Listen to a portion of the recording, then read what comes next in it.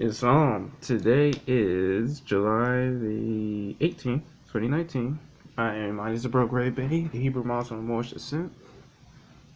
And today I'll be reading first from the Holy Quran, Surah 7, chapter 38, Holy Instructions from the Prophet, the Soul of Man.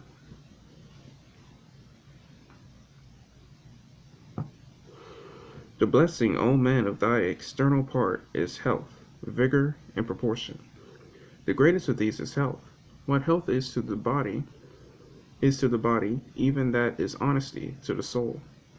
That thou hast a soul is of all knowledge, the most certain of all truths, the most plain unto thee. Be meek, be grateful for it. Seek not to know it perfectly. It is inscrutable. Thinking, understanding, reasoning, willing, call not these the soul. They are its actions, but they are not its essence. Raise it not too high, that thou be not despised. Be not thou like unto those who fall by climbing, neither debase it to sense of brutes, nor be thou like to the horse and the mule, in whom there is no understanding.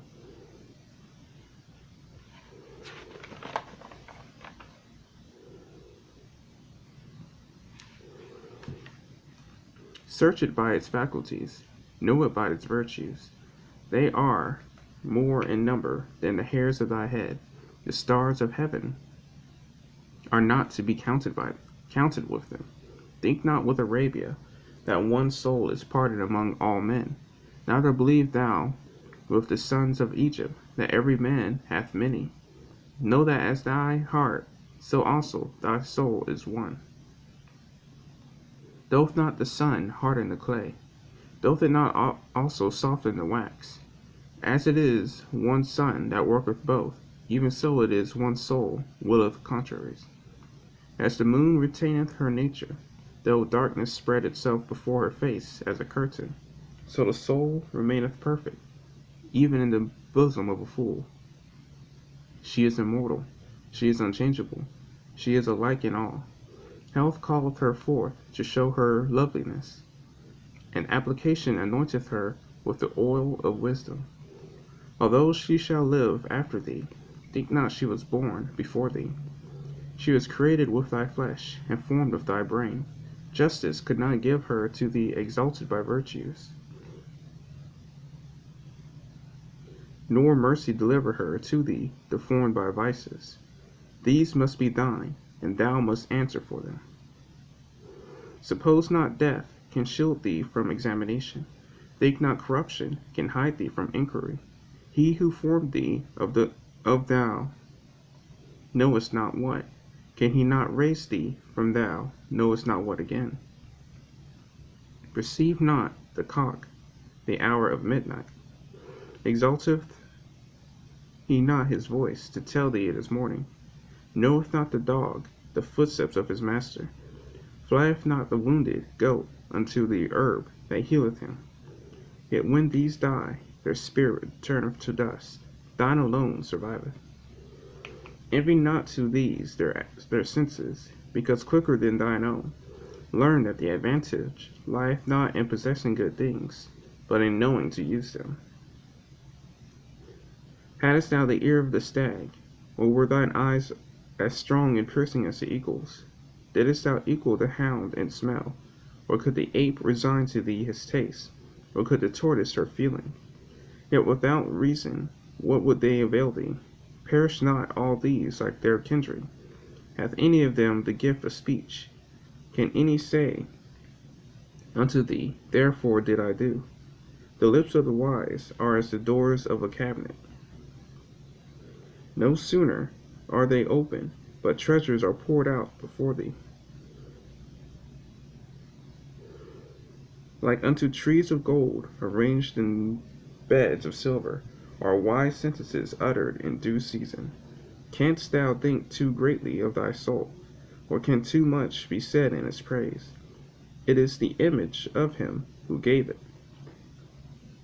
Remember thou its dignity forever.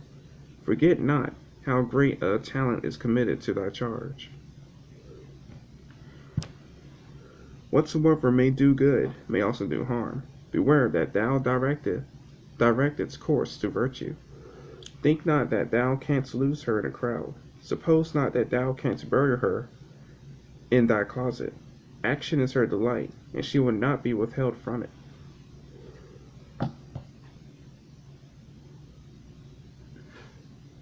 Her motion is perpetual. Her attempts are universal. Her agility is not to be suppressed. Is it at the uttermost part of the earth, she will have it. Is it beyond the region of the stars, yet will her eye discover it. Inquiry is her delight, as one who traverseth the burning sands in search of water, so is the soul that thirsteth after knowledge. Guard her, for she is rash. Restrain her, for she is irregular. Correct her, for she is outrageous. More supple is she than water, more flexible than wax, more yielding than air. Is there aught that can bind her? As a sword in the hand of a madman, even so is the soul to him who wanteth discretion. The end of her search is truth.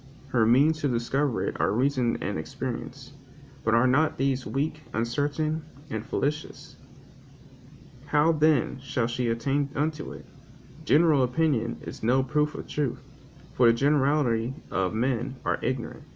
Perception of thyself, the knowledge of him who created thee, the sense of worship thou owest unto him, are not these plain before thy face? And behold, what is there more that men needeth to know? This Psalm, that was chapter 38 of the Circle 7 Quran.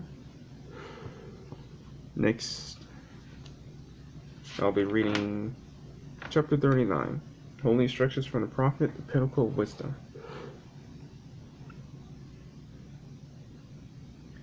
As the eye of the morning to the ark, as the shade of the evening to the owl, as honey to the bee, or as the carcass to the vulture, even such is life unto the heart of man.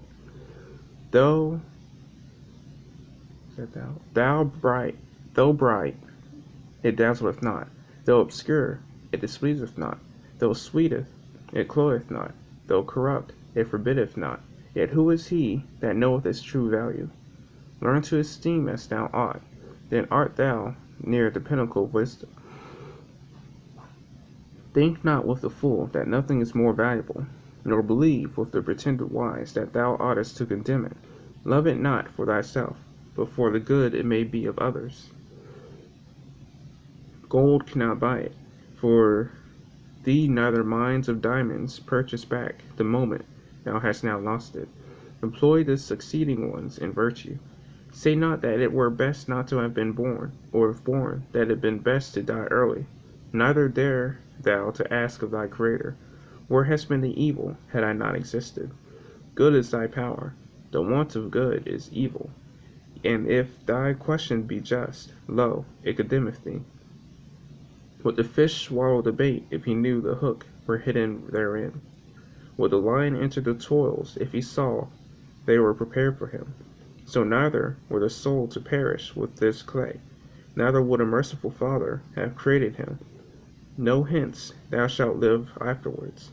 As the bird enclosed in the cage before he seeth it, yet teareth not his flesh against its sides, so neither labor thou vainly to run the state thou art in, but know it is allotted thee, and be content with it.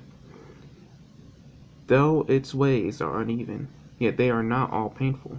Accommodate thyself to all, and where there is the least appearance of evil, suspect the greatest danger. When thy bed is straw, thou sleepest in security, but when thou stretch thyself on roses, beware of their thorns. A good death is better than an evil life. Strive, therefore, to live as long as thou oughtest, not so long as thou canst. While thy life is to others worth more than thy death, it is thy duty to preserve it. Complain not with the fool of the shortness of thy time. Remember, with thy days the cares are shortened. Take from the period of thy life the useless parts of it, and what remaineth.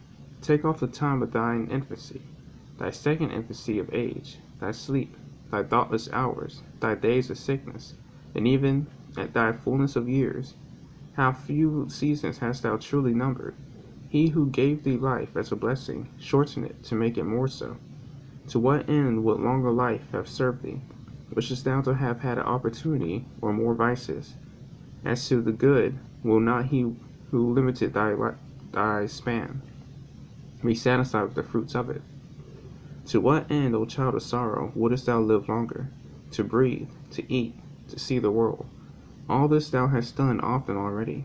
Too frequent repetition, is it not tiresome, or is it not superfluous? Wouldest thou improve thy wisdom and thy virtue? Alas, what art thou to know? Or who is it that shall teach thee? Badly thou employest the little thou hast. Dare not therefore to complain that the more is not given thee. Repine not as thy want of knowledge, and must perish within the grave. Be honest here, thou shalt be wiser hereafter.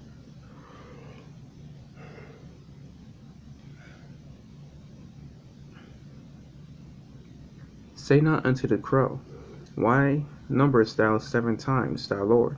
Or to the fawn, why are thine eyes to see my offspring 100 generations? Are these to be compared with thee in the abuse of life? Are they riotous? Are they cruel? Are they ungrateful? Learn from them, rather, that innocence of manners are the paths of good old age. Knowest thou to employ life better than these? Then less of it may sacrifice thee. Man, who dares enslave the world, when he knows he can enjoy his tyranny but for a moment, what would he aim at if he were immortal? Enough hast thou of life, but thou regardest it not. Thou art not in want of it, O man, but thou art prodigal.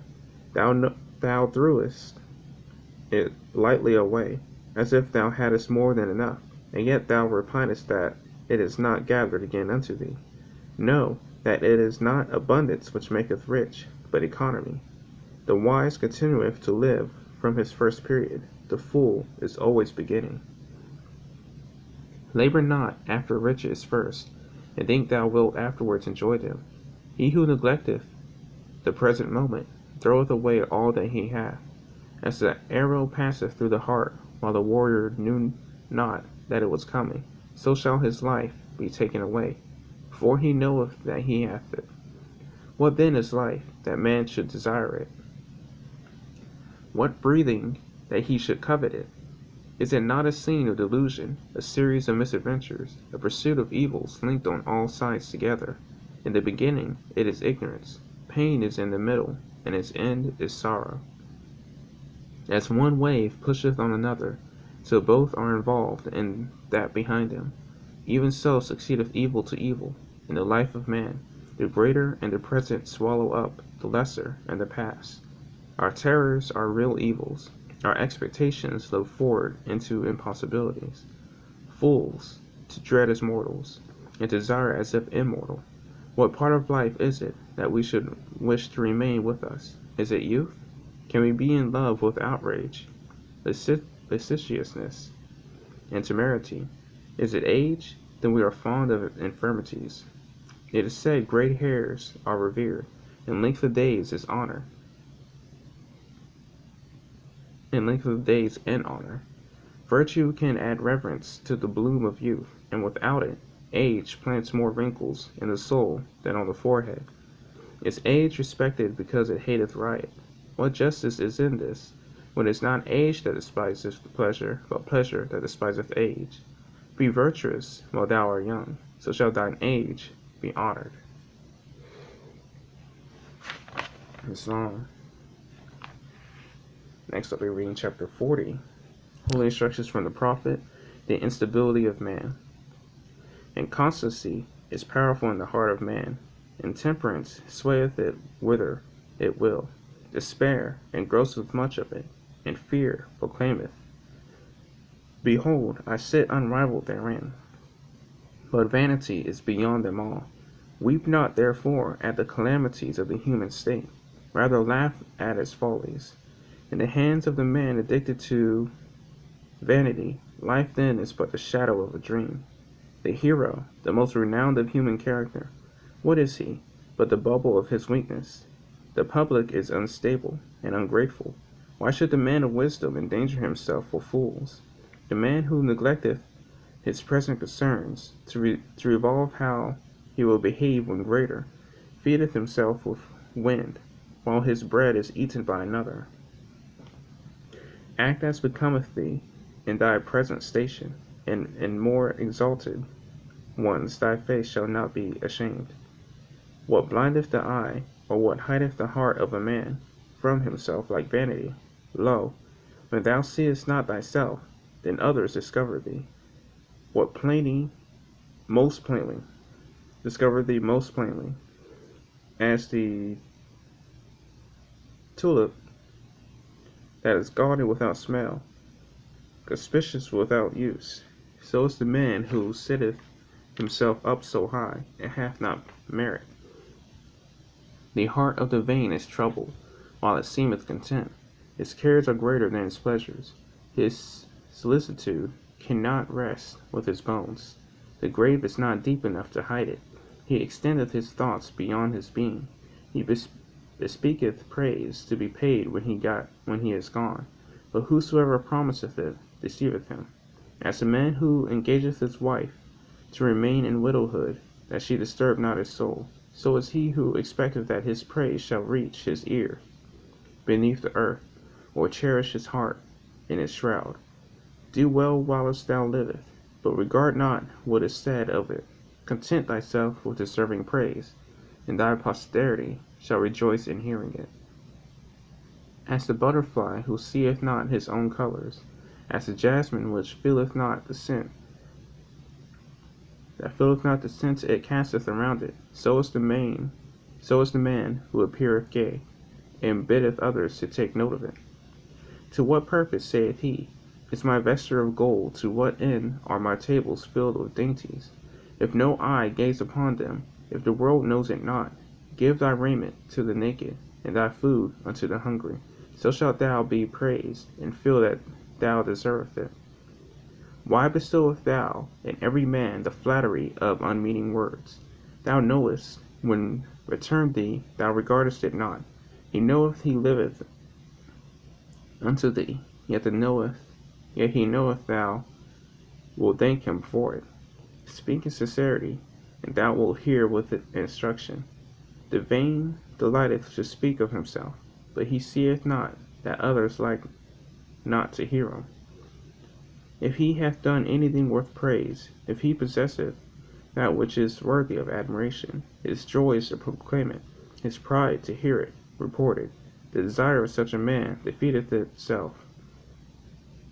Men say not, Behold, he hath done it, or see, he possesseth it, but mark how proud he is of it. The heart of man cannot attend at once to too many things. He who fixeth his soul on shell loseth reality. He pursueth bubbles which break in their flight, while he treads the earth. What would him honor? I said that wrong. While he treads to earth, what would him honor? I think that's a typo. Anyways, that was chapter 40 of the Holy Quran, Circle 7. How much time do I have?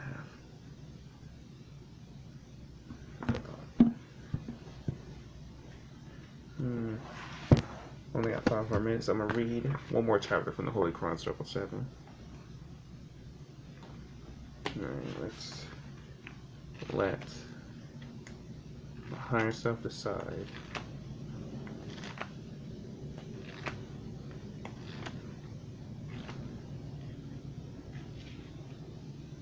Alright, looks like chapter 15. Divine Ministry of Jesus. Jesus goes to the wilderness for self-examination, where he remains 40 days.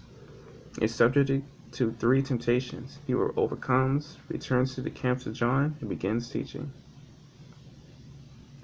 The Harbinger had paved the way. The Logos had been introduced to men as love made manifest, and he must now begin his divine ministry.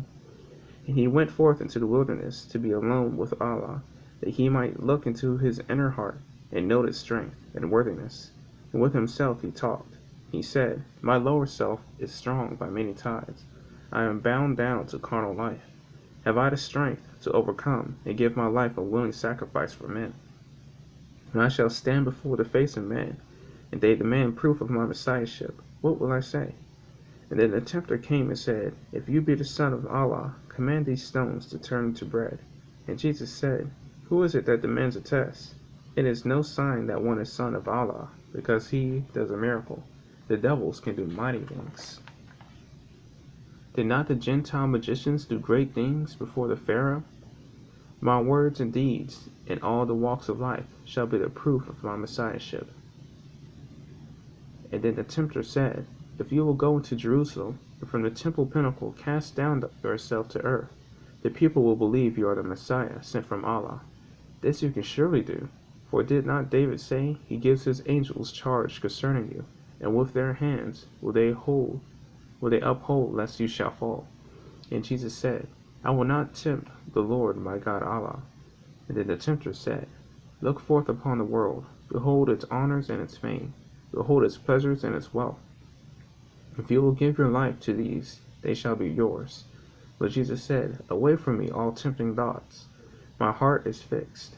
I spurn this carnal self with all its vain ambition and its pride. For 40 days did Jesus wrestle with his carnal self. His higher self prevailed, and he then was hungry. But his friends had found him, and they ministered to him. Then Jesus left the wilderness, and in the consciousness of holy breath, he came into the camps of John and taught. It's long. Unfortunately, I have other things I must get done, so I gotta cut it short. Today is again July 18, 2019. It is approximately 8:58 a.m. I am Arrington-Bey, a Hebrew Muslim hero of Hebrew descent, and that was my reading for today. Islam.